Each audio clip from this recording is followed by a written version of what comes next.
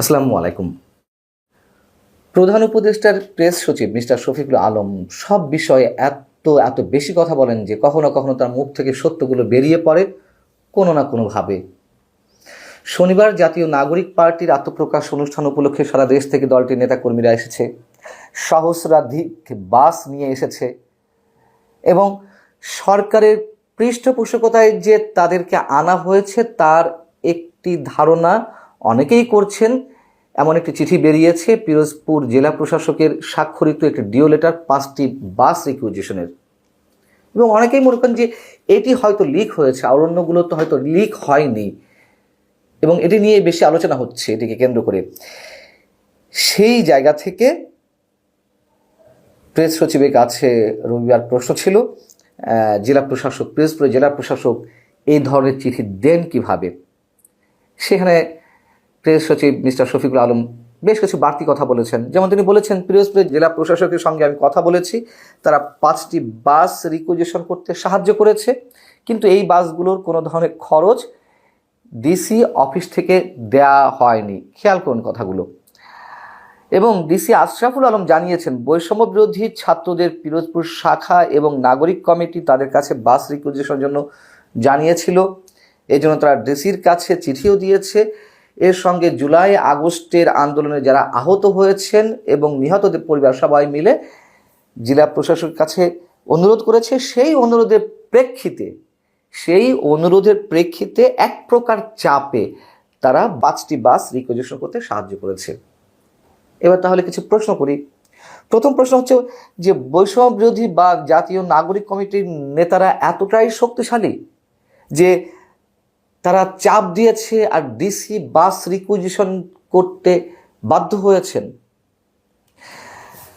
অন্য কোনো দল যদি এই ধরনের চাপ দেয়, কোন জেলার ডিসি কি এই ধরনের বাস রিকুইজিশনের মাধ্যমে তাদেরকে সহযোগিতা করবে কোনো দলীয় সমাবেশে যোগ দেওয়ার জন্য?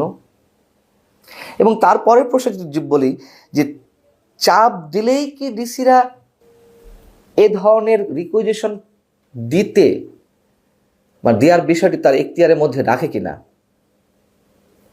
এবং তিনি কি বললেন যে বাস রিকুইজিশন করে দিয়েছেন কিন্তু কোনো ধরনের খরচ বা পেট্রোল দেয়নি সরকারি খরচ থেকে বা ডিসি অফিস থেকে। এখতিয়ার বহির্ভূতভাবেই তো ডিসি এই কাজটি করেছে, এটাই তো সহযোগিতা, এটাই তো সরকারি পৃষ্ঠপোষকতা। এর আবার ভাড়া দেওয়া লাগে কি জন্য, তেল দেওয়া লাগে কি জন্য, আর তেলের টাকাও যে দেয়নি তারও কি গ্যারান্টি। এখন তো ইনভেস্টিগেট করা প্রয়োজন যে আসলে সরকারি কোষাগার থেকে কোনো ধরনের টাকা দেওয়া হয়েছে কিনা। এই প্রশ্নগুলো তো সামনে আসে। আবার তিনি নিজেই বলছেন যে প্রকাশ হওয়া গোপন চিঠিতে বাস রিকুইজিশনের কথা বলা হচ্ছে। গোপন চিঠিতে মানে কতটা স্ববিরোধী তিনি। একই সঙ্গে আবার বলছেন যে এটির সঙ্গে ডিসি অফিসের কোনো সংশ্লিষ্টতা নেই, ডিসি অফিসের সংশ্লিষ্টতা নেই। আবার তিনি বলছেন গোপন চিঠিতে রিকুইজিশনের কথা বলা হচ্ছে। মানে উনি কিভাবে কি বলেন এটি তো মেলানোর কোনো ওয়ে নেই। নিজেই নিজেকে বিতর্কিত করে তোলেন এবং এটি যে পৃষ্ঠপোষকতা করা হয়েছে, সরকারি পৃষ্ঠপোষকতা, তার তো কোনো ধরনের রাগঢাক করার সুযোগ পাচ্ছেন না।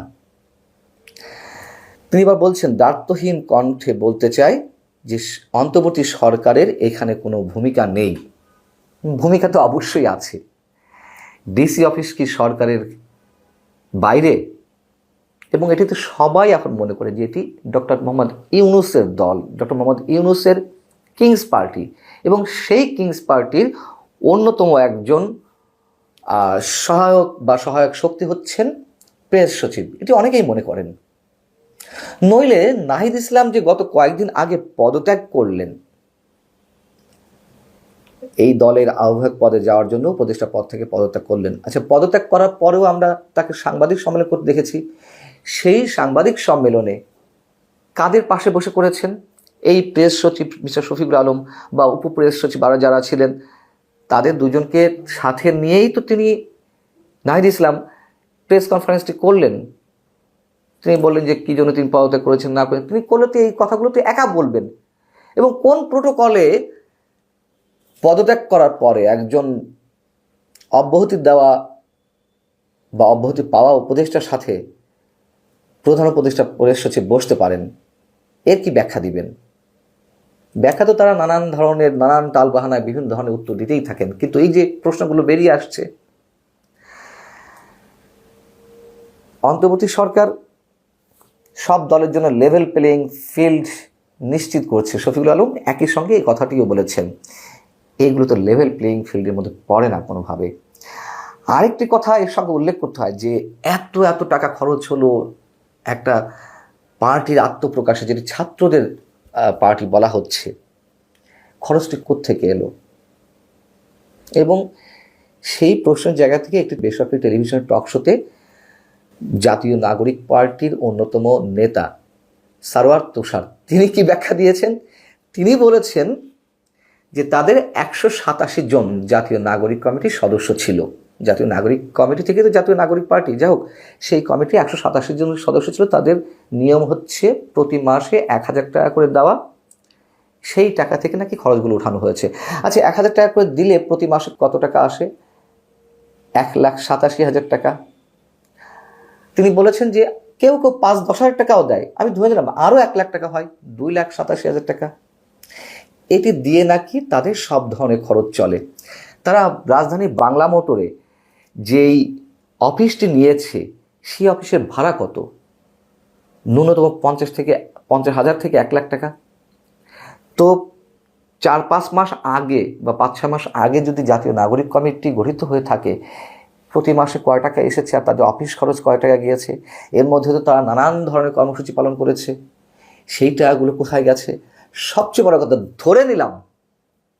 ধরে নিলাম যে 1 টাকাও খরচ হয়নি তর্কের খাতিরে, টাকা তো আর কোত্থেকে আসে, এগুলো আমরা আসলে এইভাবে মন্তব্য করা নিশ্চয়ই ঠিক হবে না যে এক্স্যাক্টলি হিসাবে এখনই দিই কোনো তথ্য প্রমাণ ছাড়া।